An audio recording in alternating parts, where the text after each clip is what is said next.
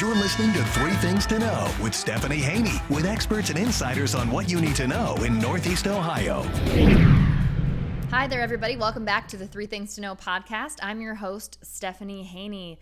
Today, we are talking about something that has been on my mind for a while, and I think it's something that we really need to address, and it's all about filters and social media and Zoom and how you can sort of do things that allegedly tweak your appearance when we're on these things, when we've got all of these cameras in our faces.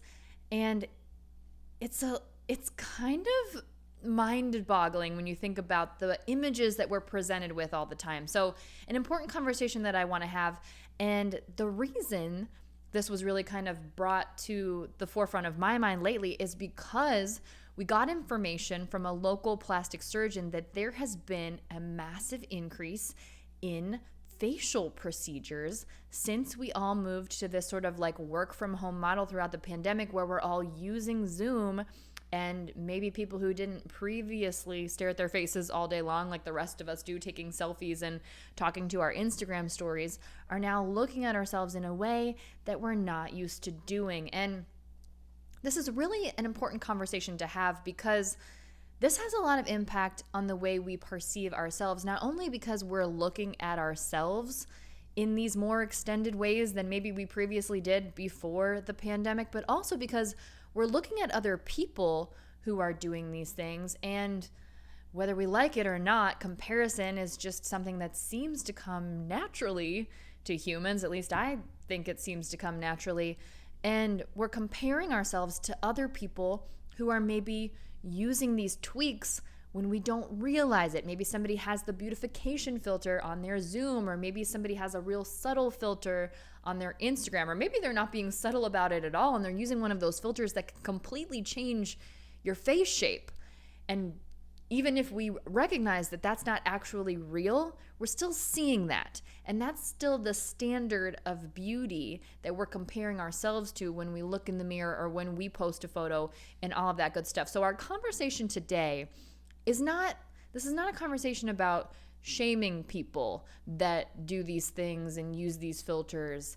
It's about really understanding what's real and what's not. It's also not about shaming people that like cosmetic enhancements. It's not about that. It's about honesty and being open and having a conversation about how seeing these things makes us feel. And it's also about realistic expectations versus, you know, we've all heard those stories of people who just go back and back and back for more and more procedures. And that is a symptom of something that is actually diagnosable. That's a symptom of body dysmorphic disorder, which is something that we're going to talk about today too. Now, I've got a great panel of guests to have this conversation today.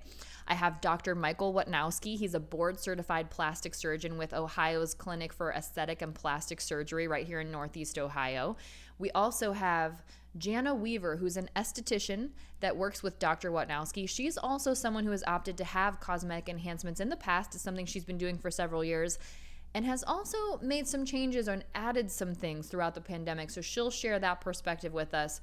And I have Dr. Susan Albers Bowling. She's a psychologist with the Cleveland Clinic. She goes by Dr. Susan Albers. She'll be sharing the perspective of someone who specializes in body dysmorphic disorder and kind of the impact that all of this is having on us. So it's a great conversation that I'm excited to share with all of you, and I want to bring those people for that panel in right now. I'm going to say hello to you each individually so that our listeners can hear whose voice belongs with who. Dr. Wojtanowski, thank you for joining. Thank you. Nice to be here. Thank you. Good morning. And Dr. Albers, great to have you here today. Thank you so much. It's a pleasure. Jana, thank you as well for joining us. I appreciate it. Okay, my first question here is for Dr. Wojtanowski. And I know you go by Dr. W. Is it okay if I call you Dr. W? Sure, that's great. Mm-hmm. Okay, great. That'll make things a little bit easier here on the ears. Now, you have been doing this for a long time. What have you noticed with people coming in for cosmetic procedures over the past year? Well, the past year has been really interesting because we were totally shut down for 6 weeks, March 18th. But since we reopened, it is like the floodgates open, not just in my practice, but nationally. So the national plastic surgery world has seen a significant increase in the number of people coming in for cosmetic procedures, both non-surgical and surgical procedures, with the biggest increase being in the male population. We've seen way more men in our practices than we used to, noticeably different. Are you seeing any kind of a difference in the types of procedures that people are coming in for? Types of procedures, I think very much so, have been driven by, prior to the pandemic, they were driven by selfies. But post-pandemic, the procedures have been driven by Zoom. It's fascinating to me how many people who come in and say to me, special facial procedures meaning, I sat there meeting after meeting after meeting, visiting my friends. I sat there for a half hour at a time looking at myself. And normally I look at myself for a few minutes when I'm doing my hair, I'm shaving or whatever. But on Zoom, I'm looking at myself for 30 minutes, 45 minutes, an hour. And people are noticing things about their face that they didn't notice before. We're also seeing it with masks. The mask hides a lot of part of your face. So we're seeing a lot of people come in for Botox and filler and brow lifts and upper lid surgery, ear surgery, because those areas get accentuated by the mask. So it's been an interesting dynamic change that's occurred because of Zoom and because of the mask.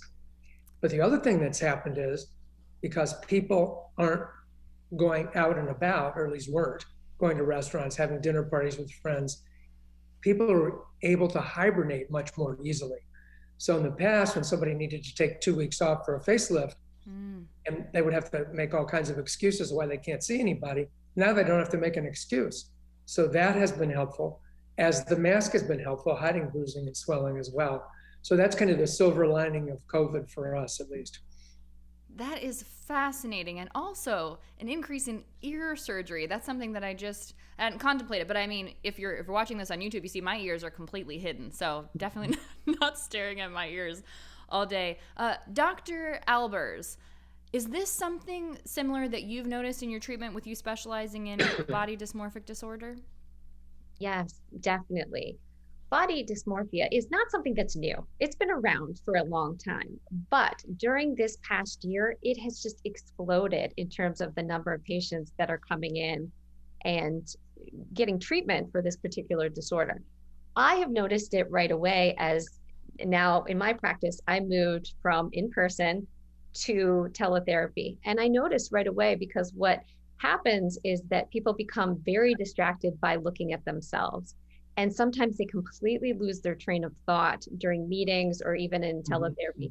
Also, the discomfort, I can see it immediately when I'm interacting with people, because they have trouble looking at themselves. They may have to even darken their screen. So it's very obvious when I'm working with someone who is struggling with this disorder.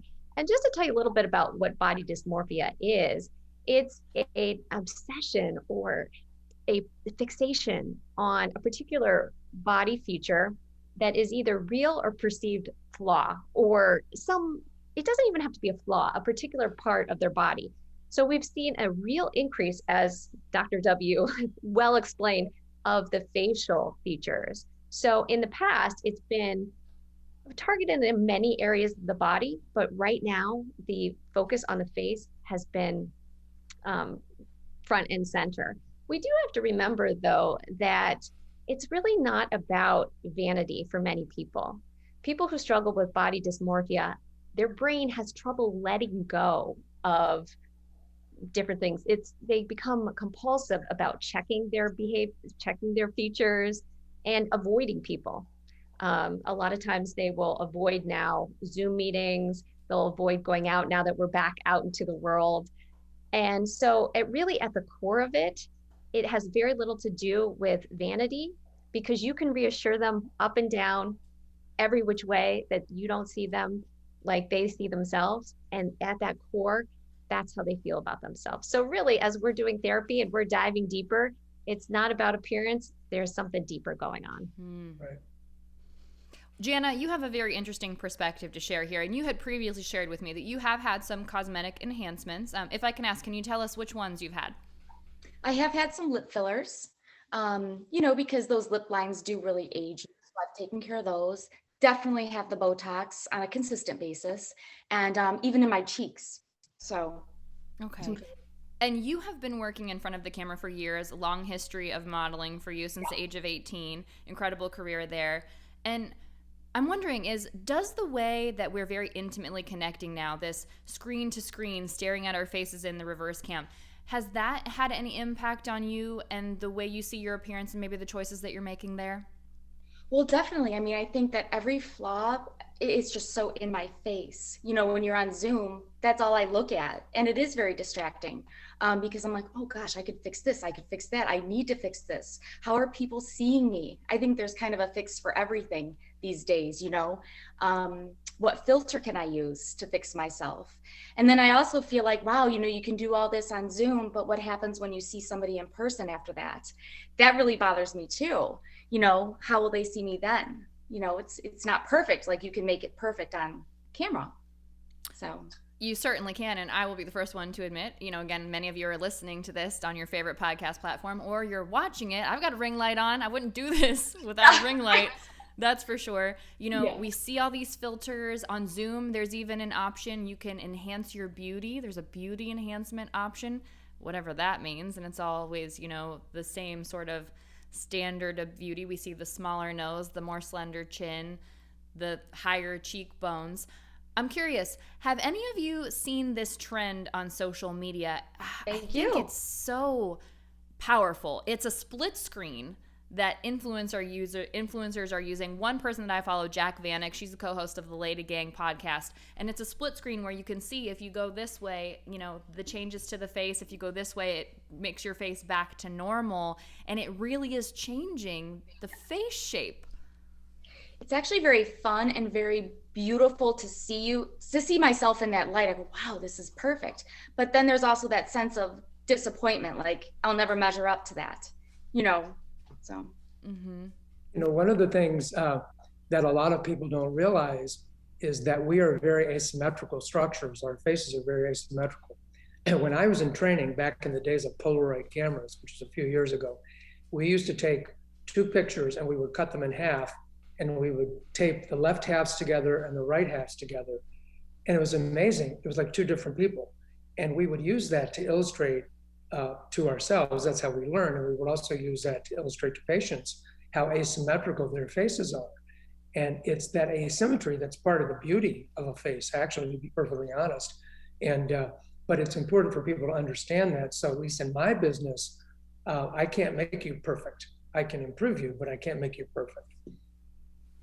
I've seen this trend as well. And the upside of it is it really highlights, I've seen influencers do this and they move back and forth to show the difference, to highlight that this is what's happening. Before, you know, when we were doing selfies and things, these are pictures that are curated and we didn't really realize the extent to which some of these pictures were airbrushed or changed. Right. And now, so when they show this, it really highlights this is what's happening. And so it really brings to our consciousness that some of these pictures are not real. Mm-hmm. It's something that I feel very strongly about. You know, like I said, I admit I'm using the ring light now, but when it comes to social media, I really try not to do the filters for that very reason. I don't want to look in the mirror and see my face and think, man, I just wish that was a little brighter or a little bit smoother. And it's a challenge because I'm seeing what other people are doing, and that's the image that I'm bombarded with. And so, Jana, I want to ask you, you know, as we said, filtered photos, nothing new. The lip injections and the cheek injections you shared with me, that's something that's been newer for you. But as far as the Botox goes, do you think that seeing filtered photos of other people had any impact on you choosing to get the Botox? I don't think so. I think, I really don't think so. No. Okay. Well, Dr. Dr. Albers, I wanted to ask you, when you have patients come in for treatment, how much does comparison between themselves and other people come into play in that treatment? Yeah, it comes up quite a bit. You know, there's nothing wrong with us wanting to look our best. And that's not really the issue here. But what you're saying is that comparison. And I like the quote by Theodore Roosevelt that said, comparison is the thief of joy. I love that quote. It's so true, because the more that we compare ourselves to other people, the unhappier that we feel about ourselves. So when I have patients come in, I'll often ask them, who are they comparing themselves to? That is very key. Are they comparing themselves to their friends, people that they go to school with, or are they comparing themselves to celebrities and influencers? This can have a huge impact on our self-esteem. Also, one of the things that is very triggering for my patients is often the before and after pictures, that when their social media is filled with a lot of before and afters, oftentimes they can feel like, I need a better me, that I need a before and I need an after. Mm-hmm. That's something that patients talk a lot about, of that can be very triggering on their social media. But comparison, in terms of what patients talk about, absolutely. And often they don't even notice that they're doing it. And so one of our first things that we work on is noticing when it's happening. So it's almost kind of like giving themselves a little tap on the shoulder when they hear that voice in their head that's comparing themselves. Instead of comparing themselves as better or worse, and that's what we do as humans, naturally, psychologically, is to look at differences, that it's okay to be different. And what's really exciting in social media is some of the narrative is changing, that instead of comparing ourselves to one standard, we see lots of different body types and shapes and colors. And this is fantastic. Absolutely. Yeah, it's very important. Dr. Albers, I have another question for you when it comes to young people, because, I follow a lot of young people. I have young people in my life, and I see them really aggressively using these filters that are doing the actual face manipulation. I'm not talking about like the puppy dog filter that was everyone loved. I'm totally aging myself right now, but that's fine. When Snapchat kind of first came out, we see these young people using these filters that are really, changing the eye shape, all of these things, adding the makeup on, so on and what have you. Is it all in good fun, or is this something that we should really be worried about when it comes to skewing body image? Yeah, and you're right. Some of those filters out there are just fun. The ones that, dress you up and put weird things in your hair, those are not an issue. I think when filters become more of an obsession, where people are looking at themselves constantly through these filters, it does become damaging. We start to look in the mirror, and that's not what we see. And the filters changing the shape of the eyes are changing things that really can't be. For most people. I work with my clients a lot on this idea of body acceptance, which is tough. It is really tough. It's a little bit like, I compare it to our shoe size, that's something in our life that we've come to accept, that, this is what it is. And it's difficult often to jump from body dislike, which is sometimes the norm, to loving and liking our bodies. And acceptance is sort of a happy in between of accepting who we are in a very unfiltered way. I think it was mentioned before that these filters, one of the dangers is that when we look in the mirror, that's not what we see. And when we meet other people, fearing that they have the expectation that we look like that filter. And that is sometimes the real danger. I'll tell you what, something that I've thought a lot about in the field of journalism, and not where I work now, but when I work at previous outlets in the past, sometimes, we'll use a Facebook profile photo of someone if we're writing a story about them. And sometimes the only photo that's available is a filtered photo, and you can tell that it's filtered. And I have serious ethical qualms about that, just from a journalism perspective, because my thought is, 30 years from now, people are going to think, why does everybody look like a smooth skin alien in this time of day? But that brings me to my next question for you, Dr. W. In your practice, what are you seeing when people come in and they have an example of what they hope to be? Are they bringing in photos that seem natural, or at least as natural as they can be? Or are you seeing people come in with these filters that are maybe a little tough to get to? Yeah, the phrase is realistic expectations. So part of my the consultation is really an educational process, both for me to get to know the patient and for the patient to get to know me, because patients need to have realistic expectations about what we can do and what we can deliver. So most patients in my practice, because I have a mature practice, don't come in with pictures and expectations. Somebody comes in and says, I don't like my neck. I want the bump off my nose. My eyes are bags. Pretty straightforward. Where I do see it is in the younger patients who are coming in, the 20-somethings, 30-somethings, who spend a lot more time on social media than the 50, 60, 70-year-olds. And those are the patients who come in and often do have unrealistic expectations. Someone who is 22 years old and says, I want to look like I was when I was 15. All right, well, something wrong with that. Someone who is a B cup breast who wants to be a double D cup, which is not realistic. Someone who's getting a little bit older and wants to look like they did 20 years ago. So that comes out in the interview with patients, trying to sift through their realistic expectations. Photos are helpful in some of my work. Photos are very helpful with breast implants, for example, because somebody can say to me, I want to be fuller and I want to look natural. And then they will show me a picture of something that's very full and not unnatural, and vice versa. So I find that the photos and some social media things are very helpful in certain parts of my practice. But it's really important for patients to understand surgery is not perfect. Everything with surgery is not perfect. Results aren't perfect. So people have to understand what we can deliver, what we can't deliver. Jana, I want to bring the conversation back to the youth just for a moment and with you. And I know you have children. So I'm just wondering, what kinds of conversations are you having with your children or other young people maybe in your life about these things we've talked about the ring lights, about the filters, about injectables and other things like that?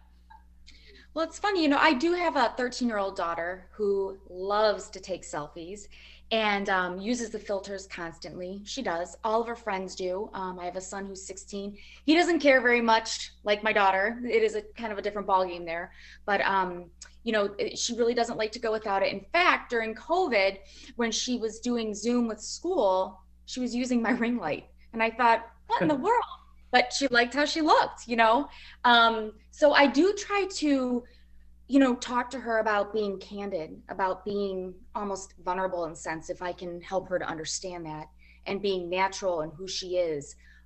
Because I wonder what will happen to those young girls in 5 years from now. Their thought process, they're just not equipped to deal with how we understand things, So it does really concern me. I try to keep her as healthy and natural and open conversations as I can. And I encourage her to, like I said, post candid pictures, instead of always having that backup as if it's not good enough in a sense. And I know they're fun, the filters and all that. It is fun for them, but we have to keep it real too. I think keeping it real is the key here. If I can just interject my opinion for a moment, I think it's the transparency that's so important because, listen, I know sometimes somebody wants some Botox. Maybe someone wants a nose job, all of those things. Go for it. I do just wish that we would get to a place, and I think in some ways we are there, where we can be open and honest about it, because what I think is problematic is when we're comparing ourselves to things that we think are real that we don't know are real. And sometimes it's obvious with the filters, but sometimes it's not. Like that little beautification mode on Zoom, it's subtle, but it certainly does make a difference. Yes. For sure.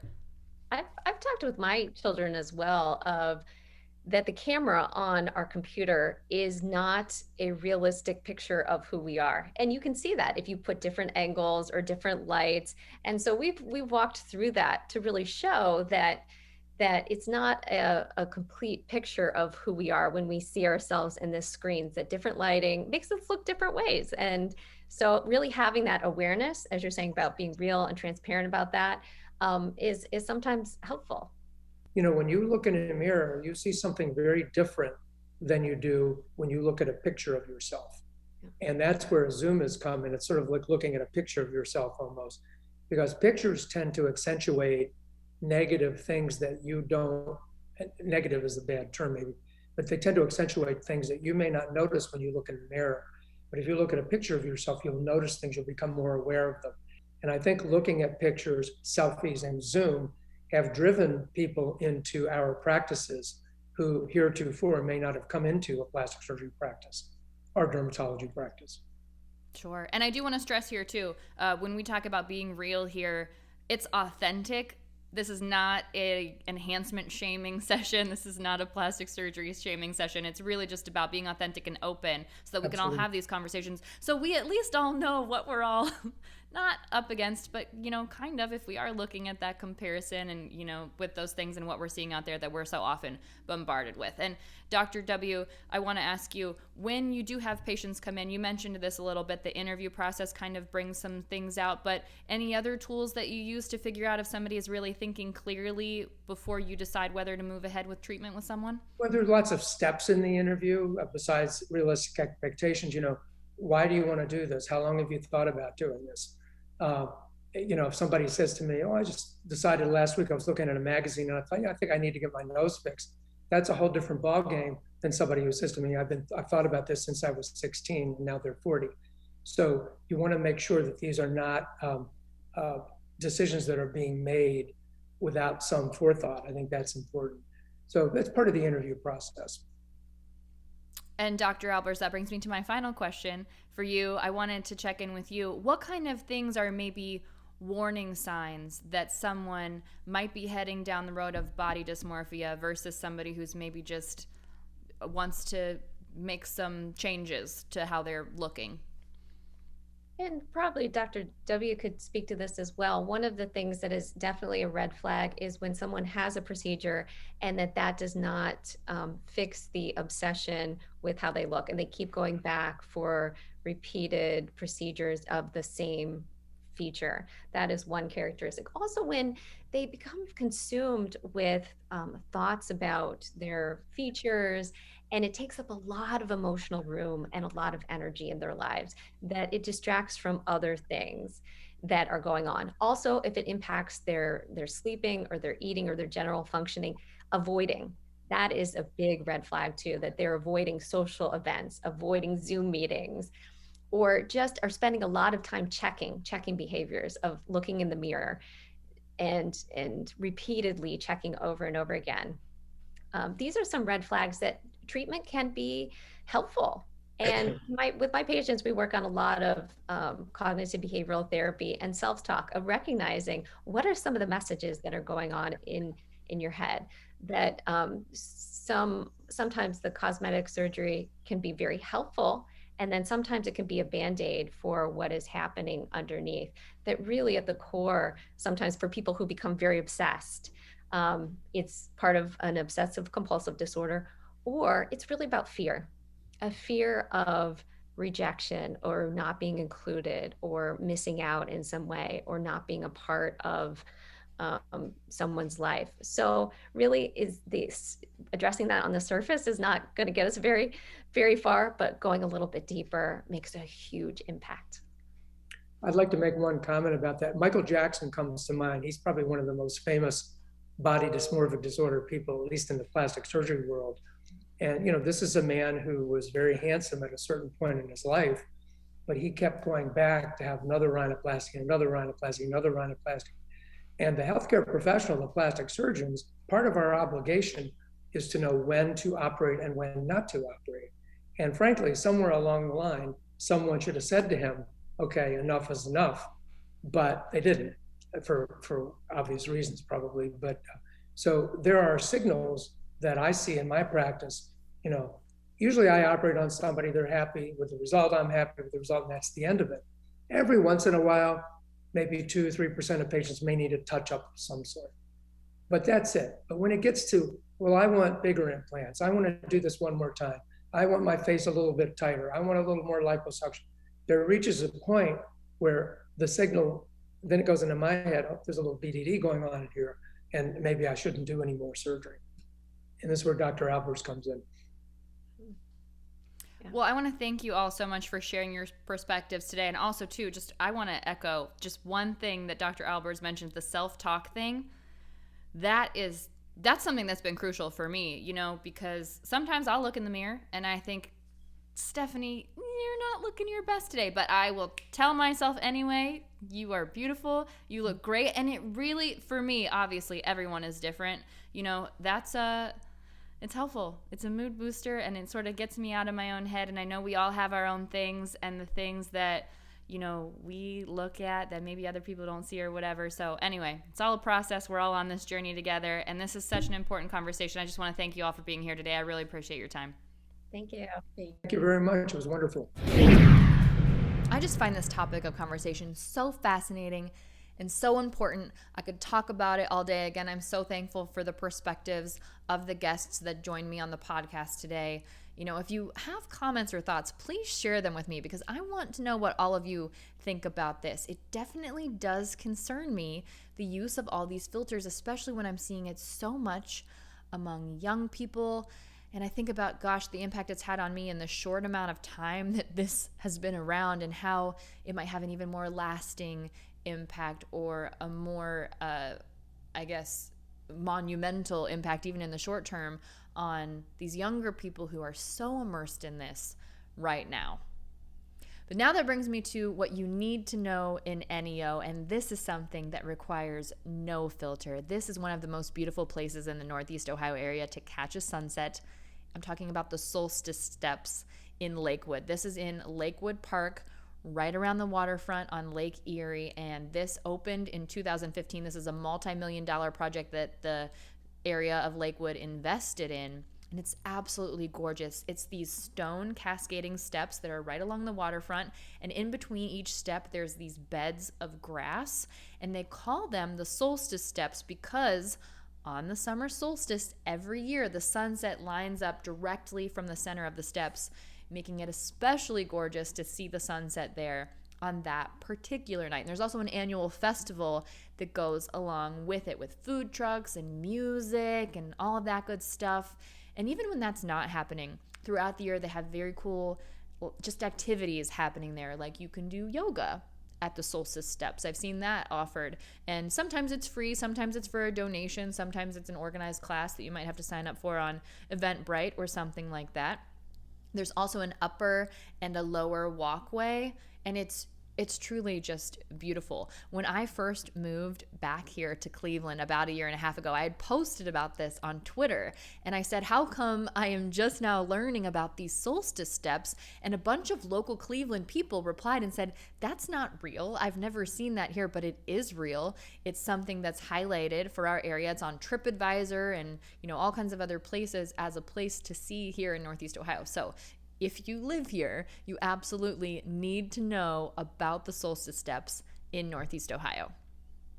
Now, switching gears, I will tell you about a good follow this week. I'm going to do this a little bit differently. Normally, this is a local person who's a good follow on social media, but I already mentioned this person, and she's such a good follow, and it's so on point for the conversation that we've had today. I'm going to share this with you today. I'm talking about Jack Vanek. She's a fashion designer. She's also one of the co-hosts of the LadyGang podcast, and she keeps it very real on Instagram, not only with her words, but also with her posts.